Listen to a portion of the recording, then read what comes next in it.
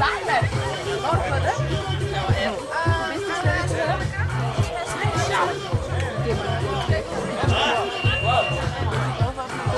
Nej, jo, jeg har en eller anden, hun har jo gemmer dem væk. De skal. Der er en trøflag for os. Og så er det det.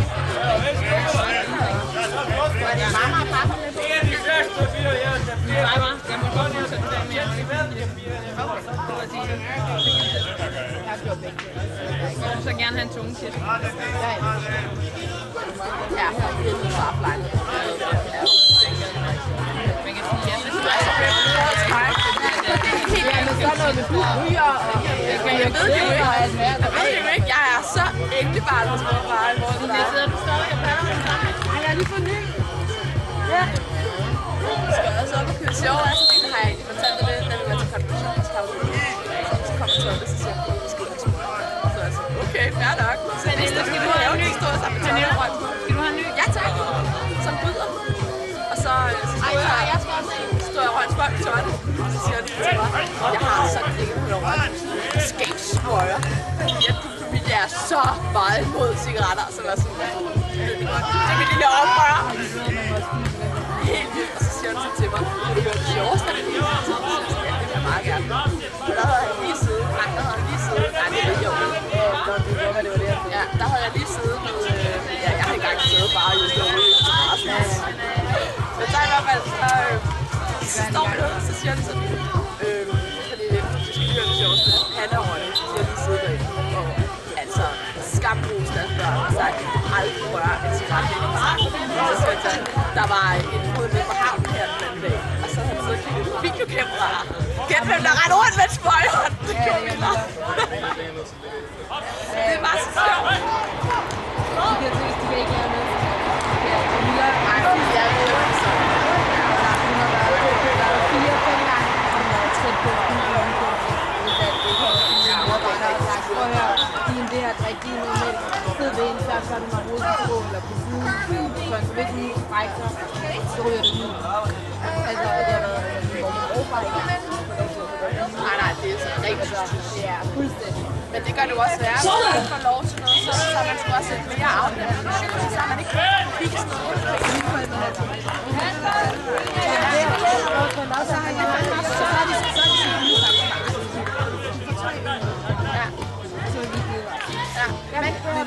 Men jeg skulle lige sige, det der med, at du siger, det gør også bare, at du ikke er sådan, at du ikke skjuler noget for dem. Allerede i døgn, så rækker det.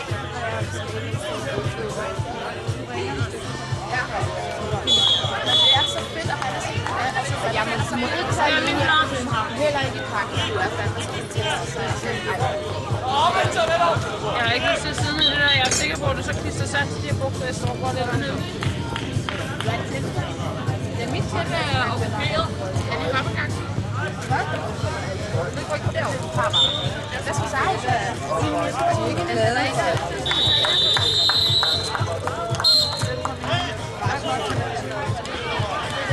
Ja, det er bare, han er meget lidt back med det der. Så skal I se. Er det rigtigt? Der er aldrig nogen set her på. Aldrig. Jo. Nej, jeg tror ikke back til det. Ja, det er rigtigt. Er det rigtigt? Der hænger rundt og kigger på en stander, og hvis du så sidder og snakker med hende. Ja, vi kan slet ikke. Sidste gang, du havde fået til det. Hun havde fået en eller anden... Så skulle du lige over. Ej, jeg tror at da. Nej, hvor højt.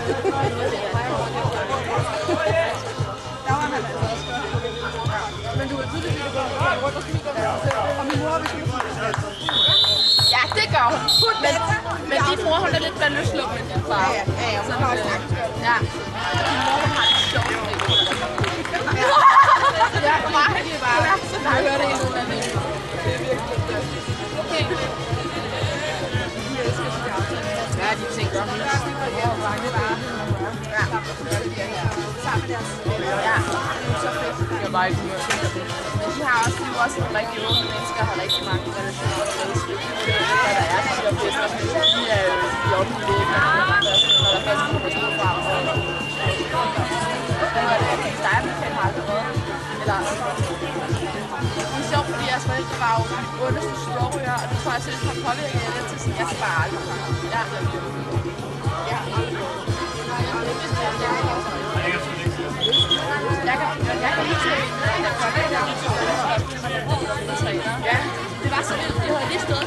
søndagen havde de stået og overhuset. Jeg vil lige have de sidste.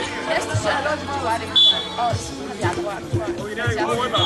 Det er fantastisk. Altså, det er perfekt. Ja, okay.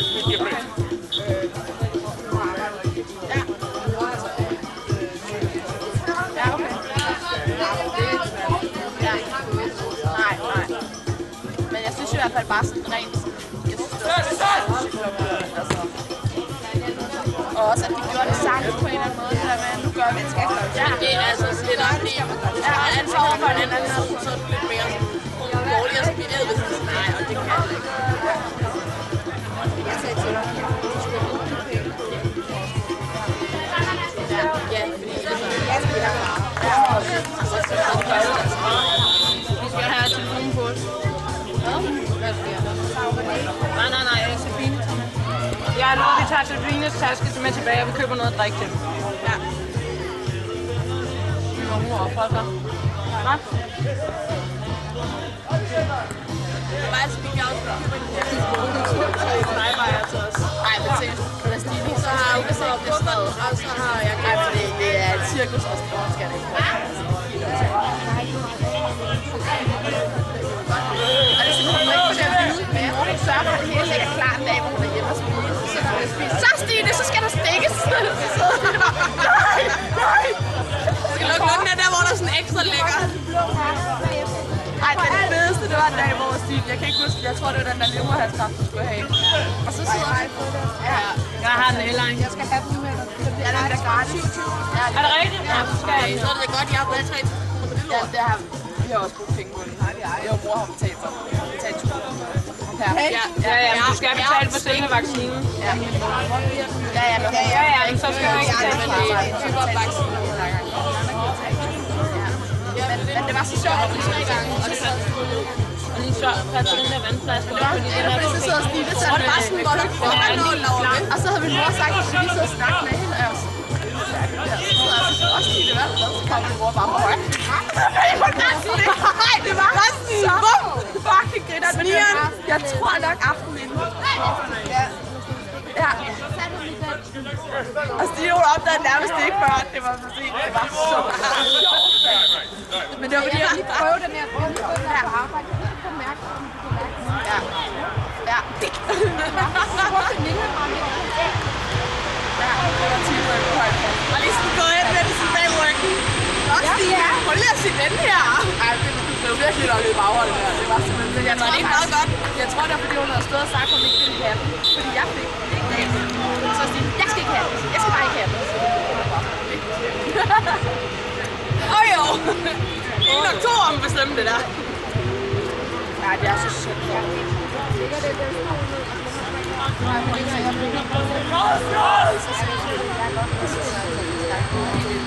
Også ret langt vej, for at komme hen til Stine. Hun er allerede på den, når hun bare sådan noget. Lad mig være.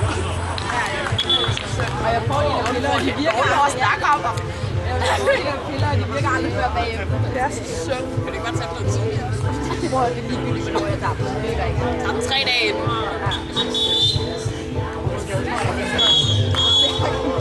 Jeg skal bare have sådan noget morfin. Så lægger du, eller sådan noget lattergas. Så bare med.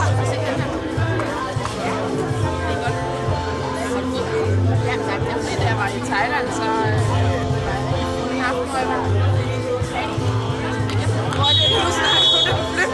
snakker om det flyttet. Men nej, når jeg har gået lige der, og så har jeg sådan en pink grønjakke her.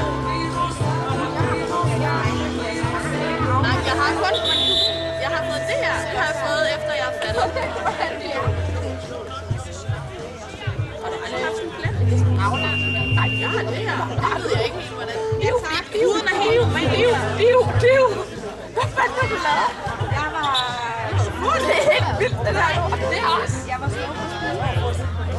Jeg var altid med at være på. Åh, ja. Jeg troede, du var den, der blev nødt til at gøre det. Nej. Men jeg skulle altid lige... Jeg kunne godt komme lige så højt. Åh, ja. Afprøve lige om det her sikkert. Men prøv lige at se, hvad jeg har lige lavet sådan en cykelhop. Prøv lige at se. Nå, det var ikke sikkert. Nej, det er en dårlig idé. Sådan noget sker der aldrig. Ja. Så hopper jeg over der. Det er sådan en, der har været godt i det. Og jeg blev ikke cyklet med noget, så man kan også mærke noget. Det skulle nok have været lappe sammen. Jeg synes så bare, at være barn, man er så rodløs. Det er store, altså. Ja, det kan jeg godt. Den her var lidt stor. Han har jo brækket afben og alt. Ja, der var det. 7-9-13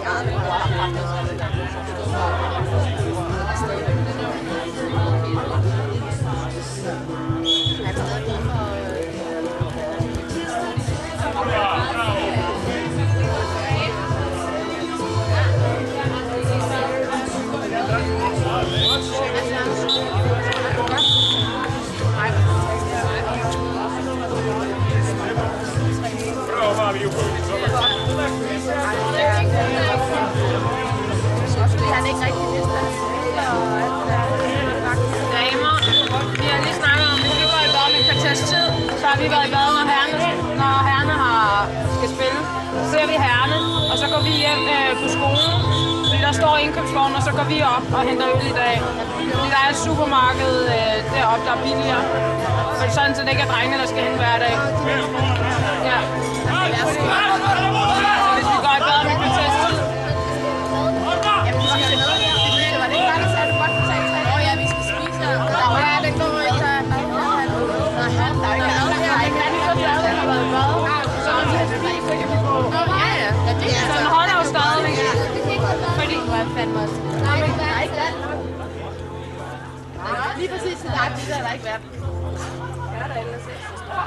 Bare synes, at det ikke er herrerne, der hele tiden skal. De stopper det der. Lige nu. Og der står en indkøbsvogn derhjemme, så det er lidt nemmere end at gå herover.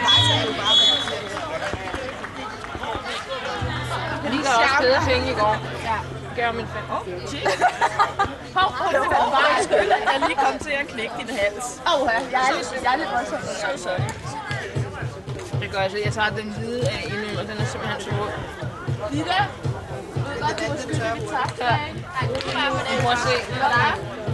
Fordi du ikke gik ind og lavede den pyjette. Jeg har virkelig meget lyst til godt til tillid til at bare lave sådan en ordentlig klasse lige på mig. Det må man ikke. Hvad gjorde du, Ditte? Det er ret fedt, at skal. Jeg var faktisk rundt i PUS. Ellers jeg opdagede, at jeg ikke havde trænet.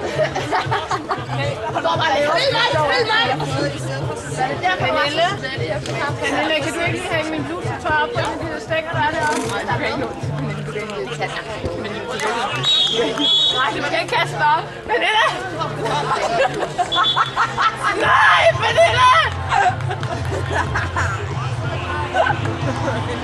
Velbekomme! Ej, Pernille! Jeg sagde det, du skal på sejlsving, dog.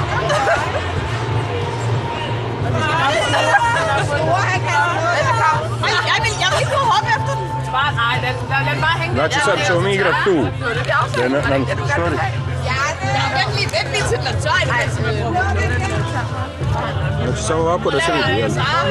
Crno žuti, to je desno krivo. Vi tager den her, Odnosno og livo. den er bunden i hver og lige prikker. Intet problem. Men, Allah, ikke? Sorry for... Hello. Hello. Hello, I'm Pernille from Denmark. The winning team. Pernille, den er jo ikke tæt, han skal jo ikke få den. Næste gang. Og det står bare, der er ikke løbet. Vi optager ikke. Jeg tror altså, den optager. Lyser den, Pernille? Den optager rimelig meget. Der får record. 83. Tror jeg. Ej, jeg ved det ikke. Jeg aner det ikke. Nej, har jeg ikke lige gået ind og stikket en finger med det. Hvordan stiller der ikke?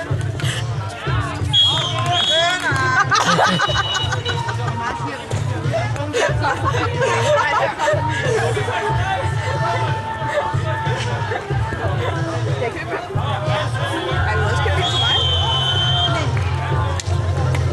Det er for giverrunden.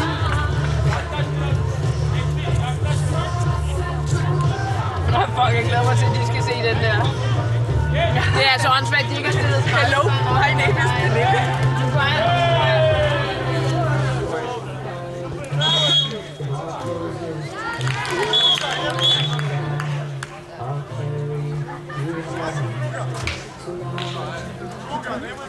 Kan vi ikke lige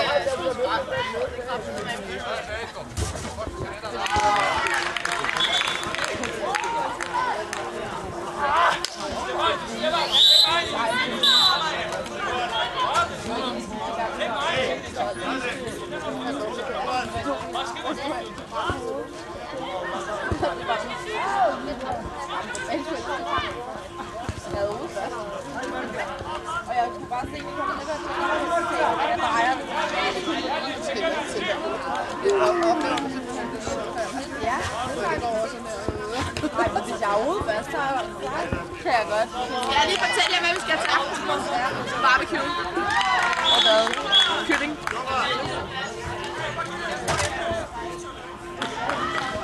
Er det der til mig?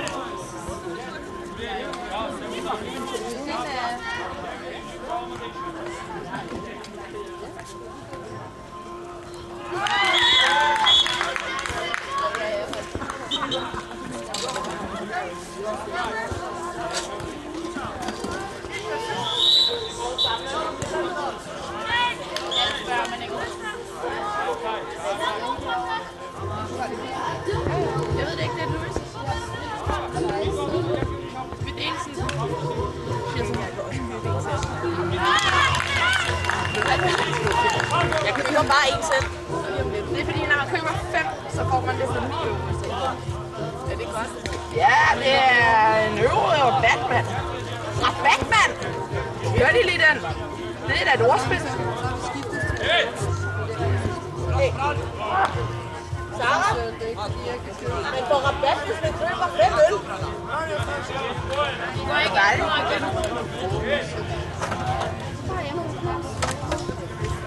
Har du haft? Der var en, der trådte en gang med høje. Så er du aldrig blevet net på Sarah. Men det er også lige en at sige, hello, I am Finesse From Denmark. Ej, han har badehæt på. Hvorfor har de badehæt? Det er for at lyse. Han er da pisse sej. Sej, skal du slå. Fantastisk, det vil Lenslus. Lenslus!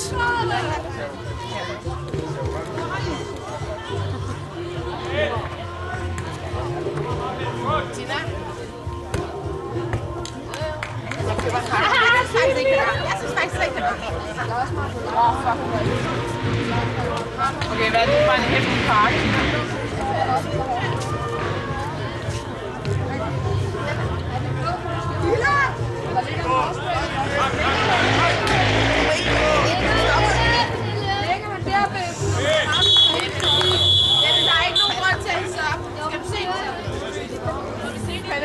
Ej, Pernille, foran kameraet for fanden! Det er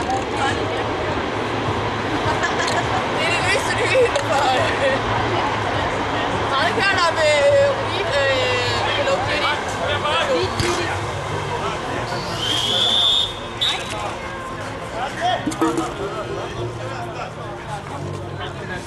Med og med behov for udrørende. Det er bare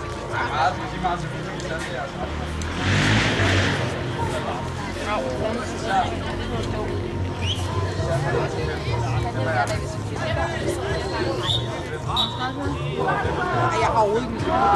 Nej, har du overhovedet ikke med noget? Ej, så er det min tur, at vi skal være færdige. Jeg mangler lige klappet på hovedet, så jeg prøver det. Nej, det er wifi-lån.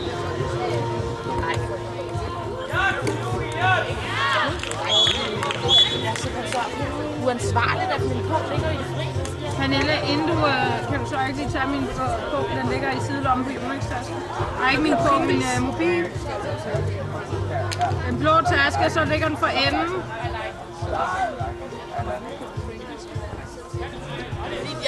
Sara, du har godt nok glemt vældig med pengene, hva'? Ja, jeg ved det godt, jeg skammer mig også indvendigt. Er det her distribution af den på? Det er den på? Nej, det var bare min mobil, jeg gerne ville have. Det var fordi, jeg ikke gad tage alle mine kroner.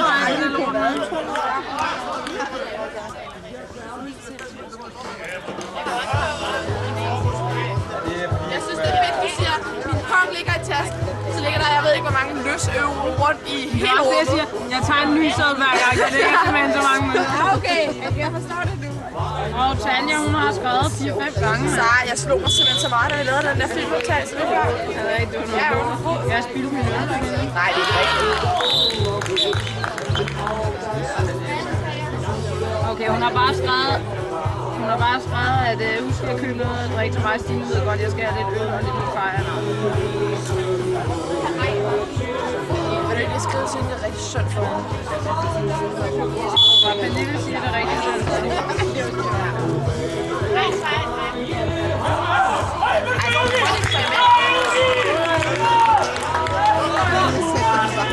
Se, hvem der kan komme til. Vi kan fortælle min bilsnickers. Jeg kan blive lidt spejl i mig, og der er meget sat i. Er der nogen af jer, der vil have snickers? Jeg tror, der er lige på til, vi finder ikke. Nej.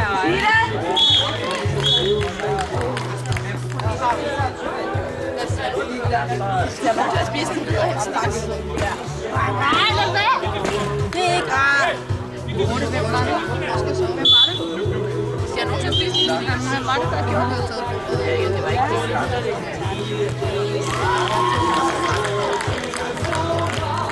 Klar? Ja. Vi kørte ham hjem. Jeg kørte hjem med Peter, fordi jeg havde simpelthen så Efter han har fået syg. ja, og han var helt rød i hovedet, og han ikke noget. Der havde jeg sådan lidt, okay, fino, jeg kørte.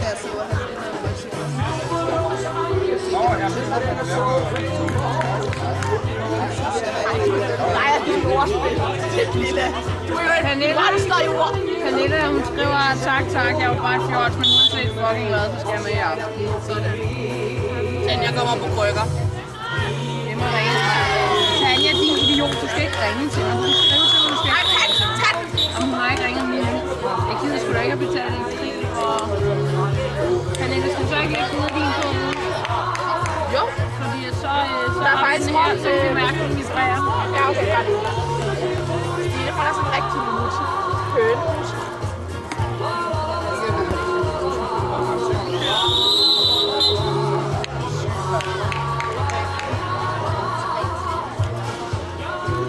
Jeg fatter ikke, jeg er mere træt.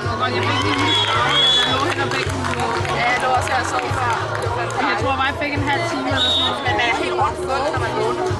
Jo, men det var også faktisk, så vågner op og sover hele mit øre, fordi jeg ligger forkert, ikke?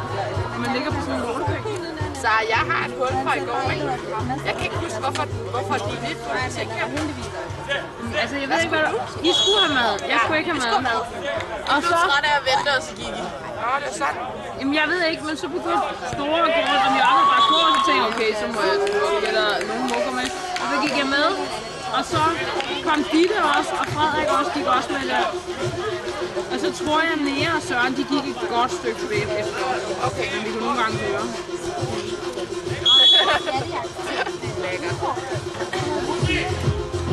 Jeg tror, det var det. Jeg elsker, jeg har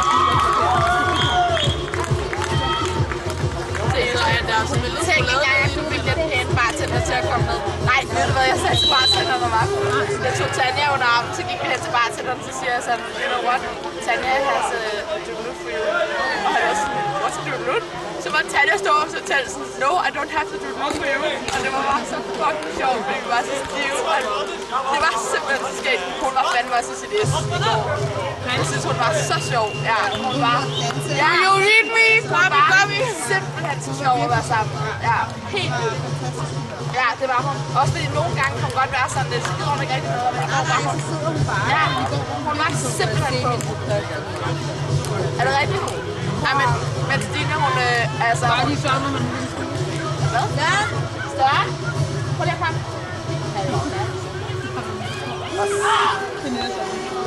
Så vil du have et Snickers?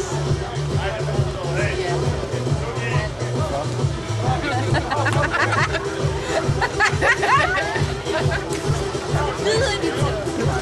Hvad er så dig?